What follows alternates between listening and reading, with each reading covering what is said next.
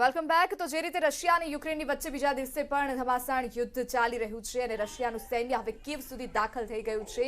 યુક્રેનમાં અનેક વિદ્યાર્થીઓ છે કે જે ફસાયેલા છે. ભારતના અને ગુજરાતના અનેક લોકો છે જે હાલમાં ફસાયેલા છે. આપણે ચર્ચા કરી રહ્યા હતા, ચર્ચાને આગળ વધારીએ. જે રીતે અત્યારે અમારી સાથે અમિકભાઈ ભાવનાની, હેમા ભાવનાની સ્ટુડિયોથી લાઈવ જોડાઈ ગયા છે. તેમના જે દીકરા છે હર્ષ ભાવનાની, જેઓ યુક્રેનમાં ફસાયેલા છે, તેઓ પણ જોડાયેલા છે. વિરાજ સ્ટુડન્ટ છે, લેબજીભાઈ બનાસકાંઠાથી જોડાયેલા છે અને બિરેનભાઈ પાટણથી જોડાયેલા છે. હર્ષાબેન, આપની પાસે હું આવવા માંગીશ. થોડી વાર પહેલા જ આપને એક ફોન કોલ આવ્યો હતો, આપની આપણા દીકરાની સાથે વાત થઈ હતી. શું વાત થઈ આપની? એટલે એ લોકોનું કહેવું હતું કે અમારે માટે છે ને એમ્બેસી, હવે ઇન્ડિયન એમ્બેસી ટ્રાય કરી રહી છે અમને કાઢવા માટે, પણ એમાં એક વાત છે કે એ લોકોની ગવર્મેન્ટ થોડો એમને સપોર્ટ નથી કરી રહી.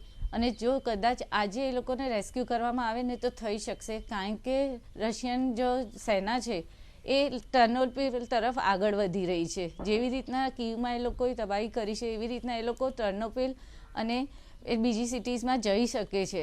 તો હજુ સુધી એ લોકો જોડે ટાઈમ છે આજ સાંજ સુધી કે છોકરાઓને રેસ્ક્યુ કરી શકે. તો છોકરાઓ એ જ કહેતા હતા કે ગમે તે કરો, અમને રેસ્ક્યુ કરાવો, કારણ કે આજનો દિવસ છે અમારી જોડે. જો રશિયન સેના આવી જશે તો અમને પછી કાઢી નહીં શકે, કારણ કે જ્યાં સુધી બધું પછી ઠંડુ નહીં થાય ત્યાં સુધી અમે લોકો નહીં નીકળી શકીએ. તો એ લોકો બસ મદદની પુકાર કરે છે કે અમને લોકોને આજે પોસિબલ થાય તો આજ લેટ નાઇટ સુધી અમને રેસ્ક્યુ કરવામાં આવે. અને ઇન્ડિયન એમ્બેસી માટે અને ઇન્ડિયન ગવર્મેન્ટ ટ્રાય કરી રહી છે. તો બસ એ લોકોને થોડી ખાલી ઝડપ વધારવાની રિક્વેસ્ટ કરતા હતા છોકરાઓ, કે તમે ગમે તે લીધે મેસેજ આપો બધાને કે અમારા માટે જે બી પ્લાન કર્યું છે એના પર એક્શન થોડું સ્પીડમાં કરે તો અમે લોકો નીકળી શકે. કારણ કે હમણાં એ લોકોનું નેટ બી કદાચ બંધ થઈ જશે, કોન્ટેક્ટ નહીં થઈ શકે આપણે થોડાક ટાઈમ પછી, કારણ કે વારે ઘડી એ લોકોને બંકરમાં જતું રહેવું પડે છે. એટલે ક્યાંક ને ક્યાંક એવી પોસિબિલિટીઝ લાગી રહી છે આજે કે તેઓ ત્યાંથી બહાર આવી શકે છે. હા, બિલકુલ. કારણ કે ઇન્ડિયન એમ્બેસી અને ઇન્ડિયન દૂતાવાસથી જે લોકો બોર્ડર ઉપર ગયા છે આપણા ઇન્ડિયનના લોકો, એ લોકોએ સિવિલ ત્યાં લોકોએ કર્યું છે, એસ્ટાબ્લિશ કર્યું છે. તો ત્યાંથી છોકરાઓને જો ખાલી સેફલી કાઢવામાં આવે ને બોર્ડર સુધી, તો પછી આગળ આપણે એક વાત કરી શકીએ છોકરાઓ માટે કે ત્યાંથી આપણે ભારત લાવી શકીએ. જી જી. હર્ષ, આપની પાસે આવવા માંગીશ. જે રીતે બંકરની વ્યવસ્થા કરવામાં આવી છે, આપે જણાવ્યું હતું, આપ બંકરમાં રહ્યા હતા, આપના માટે એવા કોઈ પ્રકારની વ્યવસ્થા ત્યાં કરવામાં આવી હોય અને હવે આપ બંકરમાંથી બહાર નીકળી ગયા છો, જોવા મળી રહ્યું છે આપને લાઇટ્સ કરવાનું પણ અલાઉડ નથી, એવું પણ કંઈ છે ત્યાં? જી મેમ, એટલે અત્યારે જે અમને અહીંયાના લોકલ મેયરથી અપડેટ મળી હતી કે લાઇટ્સ ઓફ રાખવાની છે બીકોઝ ઓફ ક્લેમોફેજ ઇફેક્ટ. તો મિસાઇલ્સ અને એ લોકોને ઇઝી ટાર્ગેટ ના મળે. અને જ્યાં સુધી રહી બંકરની વ્યવસ્થાની વાત, તો એવી કોઈ પણ વ્યવસ્થા કે કંઈ જ નહોતું. બસ એક સિટીનું મેપ બધી સિટીનું આવી ગયું હતું, જ્યાં જ્યાં પ્લેસીસ હતા. અને અહીંયા એકચ્યુઅલી વર્લ્ડ વોર 2 થી આ ઇન્ફ્રાસ્ટ્રક્ચર છે. તો આ બંકર નથી જેમ આપણે ઇન્ડિયામાં આમ કે કોઈક પણ જગ્યાએ બેઝમેન્ટ હોય છે, બસ એવું જ હતું. અને બધું આમ લાઈક આમ તૂટેલી બિલ્ડિંગ જેવું હોય ને એવું જ હતું. ત્યાં સિમેન્ટ, રેતી બધું એવી રીતે પડેલું, એવું કંઈ બંકર જેવું, એવું શેલ્ટર જેવું નતું. બસ એ ખાલી એક અંડરગ્રાઉન્ડ હતું. એને એ લોકોએ બંકર ટર્મ કરેલું છે. અને અમને કીધેલું છે કે જ્યારે પણ થાય તો સાયરન વાગે તો આપણે ત્યાં જતું રહેવાનું. અને એમાં પણ પ્રોબ્લેમ એ થાય છે કે જેમ અમારા સાથે જે અમારા અહીંયા લોકલ યુક્રેનિયન્સ હતા, એ લોકોએ અમારા સાથે કોઓપરેટ કર્યું હતું. બટ જે બીજા સ્ટુડન્ટ્સ હતા ટર્નોપિલના, ત્યાં બંકરમાં શોર્ટેજ હોવાના લીધે એ લોકોને ઇન્ટરનેશનલ્સને કાઢી મુકાયા હતા લોકલ્સ તરફથી કે નહીં, પહેલા અમારી સેફટી. તો એટલે થોડું આમ ટેન્શન જેવું માહોલ પણ છે, કારણ કે એ લોકો પણ બહુ ગભરાયેલા છે. લોકલાઇઝ છે સ્ટીલ થતા એ લોકો રોવે છે. અને એ લોકો પણ બહુ પેનિક છે બીકોઝ એક વીક પહેલા સુધી એ લોકોનું પણ એ સ્ટેટમેન્ટ હતું કે આ વોર નહીં થાય, 8 વર્ષથી ચાલે છે, બધું નોર્મલ જ થઈ જશે, આમ તેમ ને. બટ હવે જે પરમ દિવસથી કાલથી જે સિચ્યુએશન થઈ છે, તો એ લોકો પણ બહુ ઘણા પેનિક થઈ ગયા છે. અને બહુ બધા યુક્રેનિયન સિટીઝન્સ પણ સ્ટેટ્સ અને કન્ટ્રી લીવ કરી ચૂક્યા છે ઓલરેડી.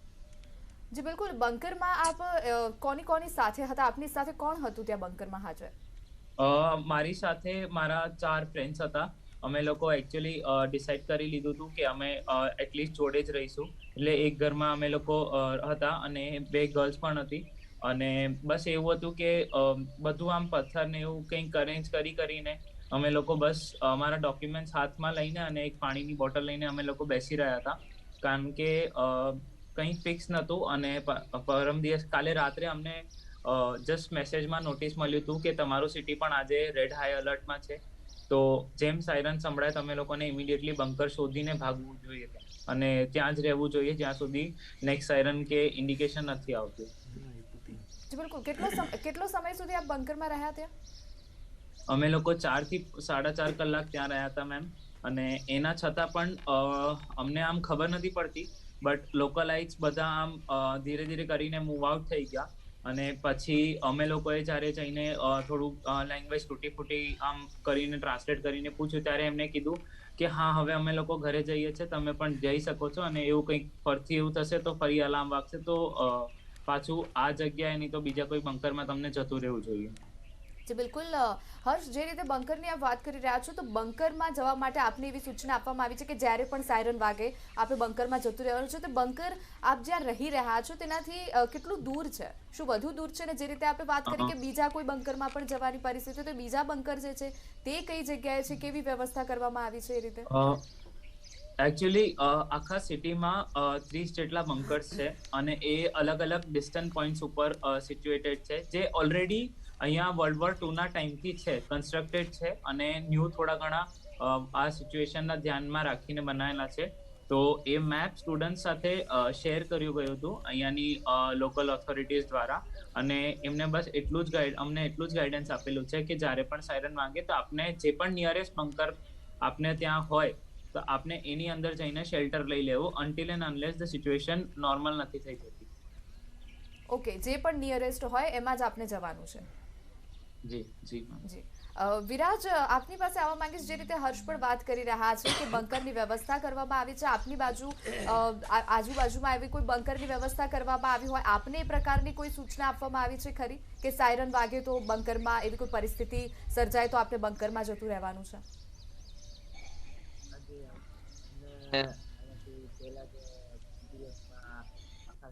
બંકર આપી દેવામાં આવ્યા છે કે આ લોકેશન ઉપર આ બંકર આવેલા છે. સાયરન વાગે એટલે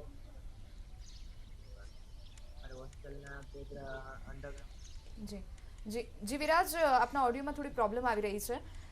હર્ષભાઈ, આપની પાસે આવવા માંગીશ, જે રીતે હેમાબેન પણ અમિતભાઈ આપની પાસે આવવા માંગીશ, જે રીતે હેમાબેને પણ વાત કરી કે એમની વાત થઈ ચૂકી છે.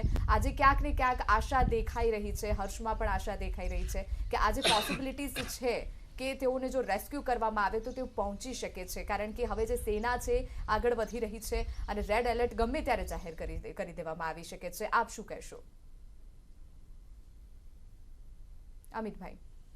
મેડમ, અમારું તો એક જ છે કે ઇન્ડિયન ગવર્મેન્ટને કે જેટલું થાય મેક્સિમમ રશિયા સાથે વાત કરે, ત્યાંના મિનિસ્ટર સાથે બરાબર લોડ કરે એના પર કે એટલીસ્ટ 6 થી 8 કલાકનો ટાઈમ મળે કે અમારા ઇન્ડિયન્સ જેટલા બી છે ત્યાં એમને કાઢી શકીએ અમે લોકો.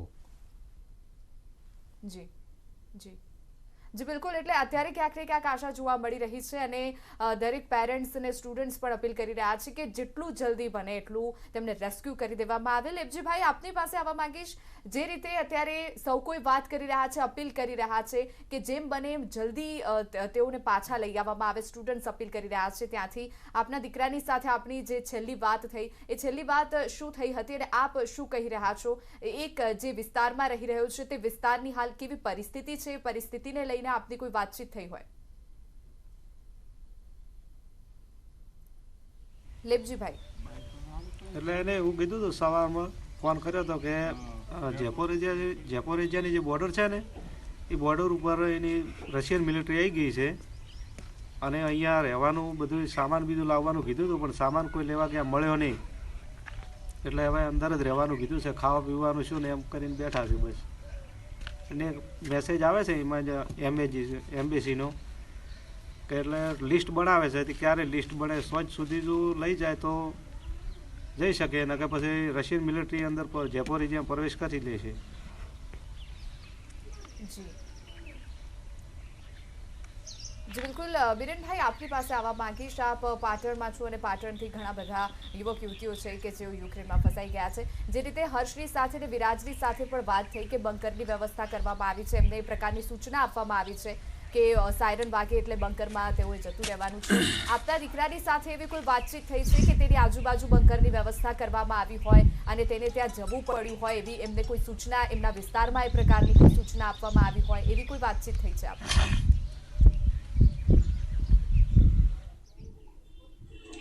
એકચ્યુઅલી ટર્નોપિલની અંદર કોઈ બંકર એવા એનું લોકેશન આપવામાં આવ્યું નથી, પણ આઈ થિંક કે bunker means one type of basement.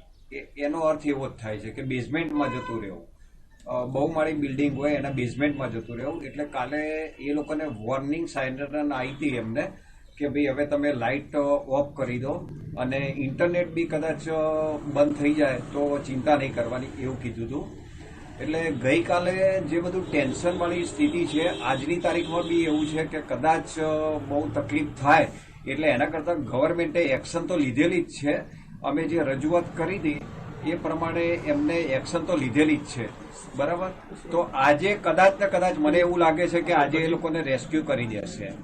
અને બીજું કે ત્યાં આગળ માર્શલ લો લાગ્યો છે, એટલે એ લોકોને બહાર નીકળવાનું તો કોઈ એવું દેખાતું નથી.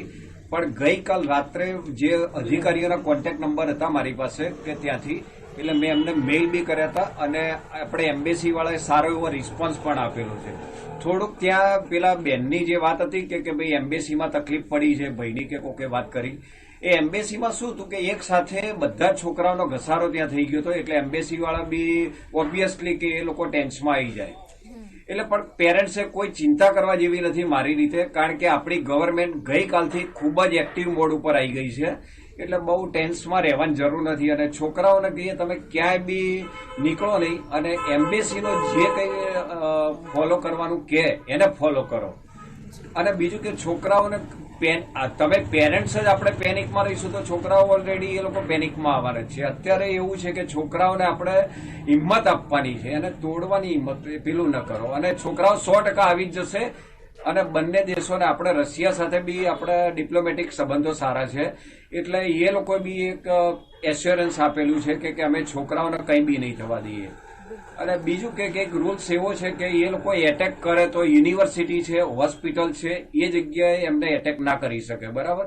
એટલે છોકરાઓ જે જગ્યાએ છે, અને બીજું કે બહારના છોકરાઓ છે એમને તો બિલકુલ એમની સેફટીની એ ગવર્મેન્ટને ચિંતા હોય જ છે. એટલે બહુ ટેન્શન કરશો નહીં કોઈ બી. અને છોકરાઓ કદાચ આજ નહીં તો કાલે બી તમારી પાસે હશે. બિલકુલ બિલકુલ અમિતભાઈ, બિલકુલ બિરેનભાઈ જે રીતે વાત કરી કે ટેન્શન લેવાની બિલકુલ જરૂર નથી.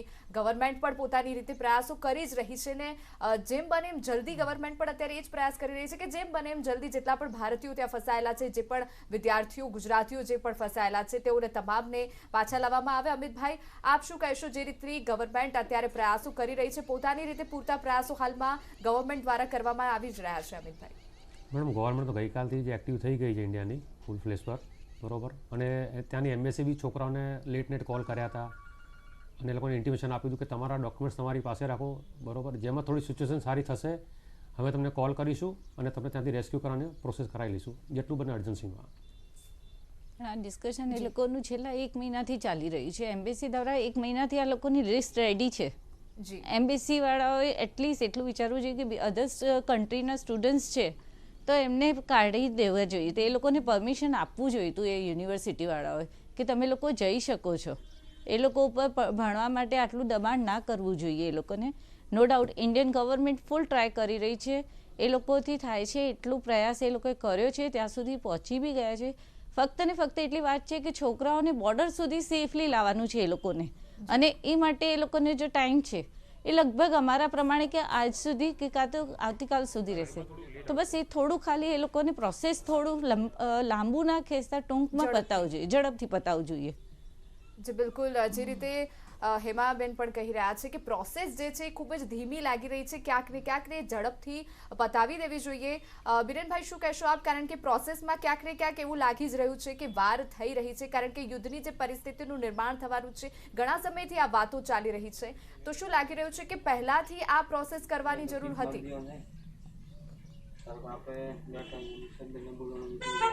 એકચ્યુઅલી આમાં દોષ આપણી ગવર્મેન્ટનો કે આપણી એમ્બેસીનો કોઈ નથી. એમાં રોલ જે આપણો આ છોકરાઓ આજની તારીખમાં જે હેરાન થઈ રહ્યા છે એના માટે only and only responsible is only university and their deans and રેક્ટર્સ.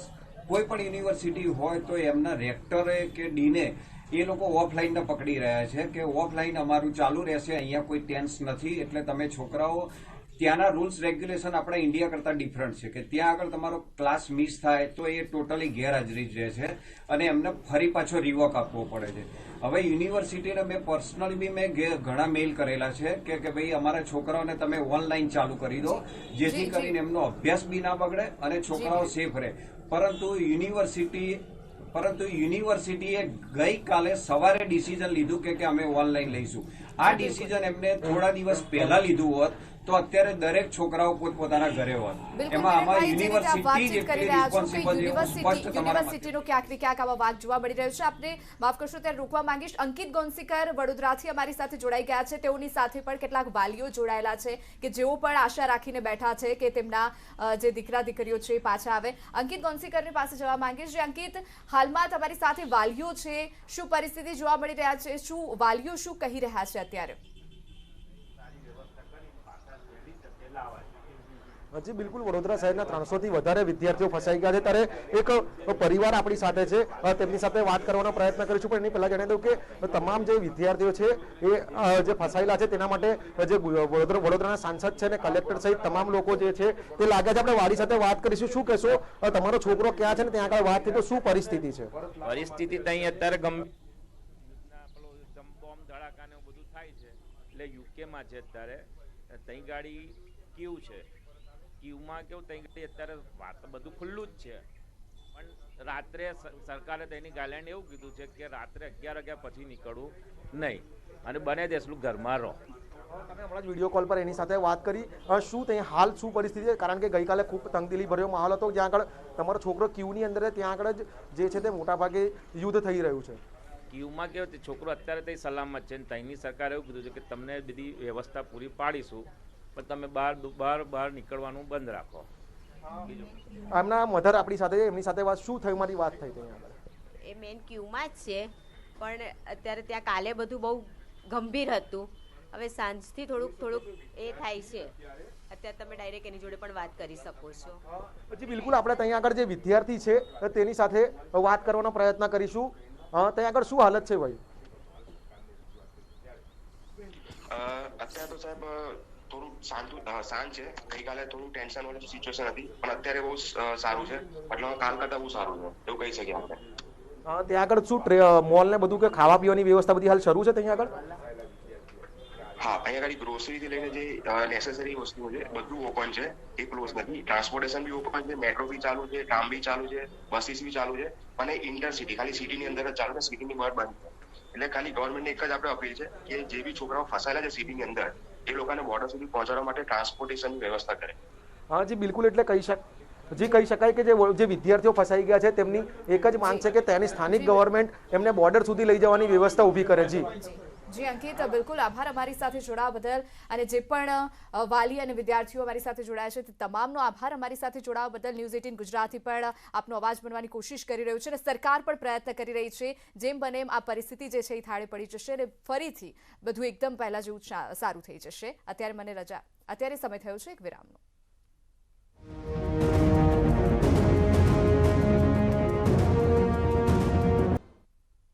Welcome back. હવે સમય થયો છે ક્રિપ્ટોની સમજનો.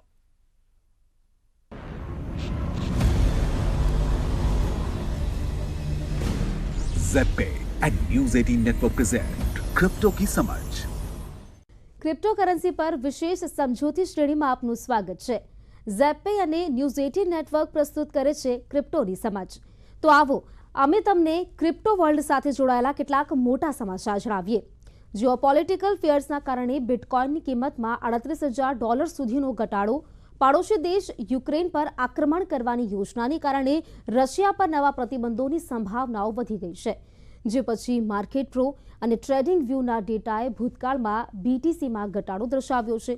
યુકેના વડાપ્રધાન બોરિસ જોન્સને રશિયન કંપનીઓના નાણાકીય બ્લોક્સ પર ટિપ્પણી કર્યા પછી ક્રિપ્ટોમાં ઘટાડો જોવા મળ્યો છે. તો બીબીસીના અહેવાલમાં જોન્સનનું કહેવું છે કે રશિયા પર હવે પાઉન્ડ અને ડોલરના વેપાર પર પ્રતિબંધ મૂકવામાં આવી શકે છે. આ પણ ક્યાંક ને ક્યાંક અમેરિકી રાષ્ટ્રપતિ જો બાઇડન માટે સમર્થનનો સંકેત પણ માનવામાં આવી રહ્યો છે. તો ઓપનસી વપરાશકર્તાઓ પાસેથી એનએફટીની ચોરીનો મામલો એક હેકર અથવા હેકરોનું જૂથ સક્રિયપણે વિશ્વના સૌથી મોટા એનએફટી એક્સચેન્જ ઓપનસી પર યુઝર્સ પાસેથી હાઈ વેલ્યુડ એનએફટી ચોરી કરી રહ્યું છે અને ફ્લિપ પણ કરી રહ્યું છે. આ વ્યાપક એનએફટી કમ્યુનિટીમાં મૂંઝવણનું કારણ બની રહ્યું છે. જો કે હેકિંગ માટે કઈ મિકેનિઝમનો ઉપયોગ કરવામાં આવી રહ્યો છે તે હજુ સુધી નથી જાણી શકાયું, પરંતુ ઓપનસીએ તેમની સાઇટ પર લાલ બેનર મૂક્યું છે જેમાં કહેવામાં આવ્યું છે કે અમે ઓપનસીથી સંબંધિત કોન્ટ્રાક્ટ સાથે સંકળાયેલા એક્સપ્લોઇટની અફવાઓથી સક્રિયપણે તપાસ કરી રહ્યા છે. ઓપનસી હાલમાં તેના યુઝર્સને પૂછે છે કે જેમના એનએફટી સાઇટ પર લિસ્ટેડ છે તેમને સ્માર્ટ કરારમાં અપગ્રેડ કરવા, જેનાથી ઇનએક્ટિવ લિસ્ટિંગ સમસ્યાને હલ કરી શકાય.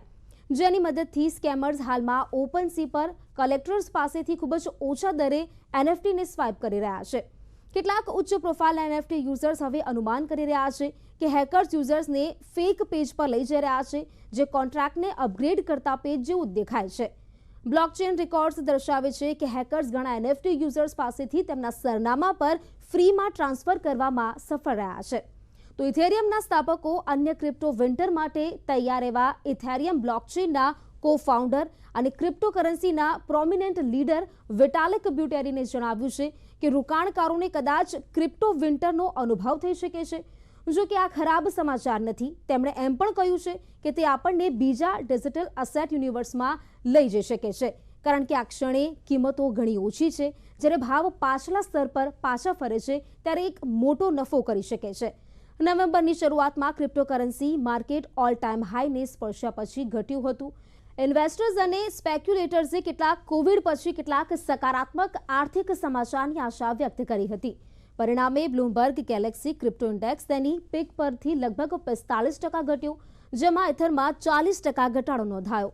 ભાવમાં તાજેતરના વધારા સાથે ઘણા લોકો તેમની અસેટ્સમાં ઝડપી વધારો જોઈ રહ્યા છે.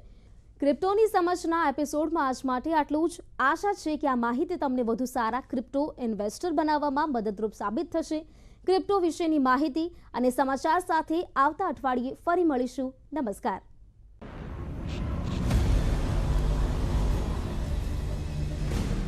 ZPay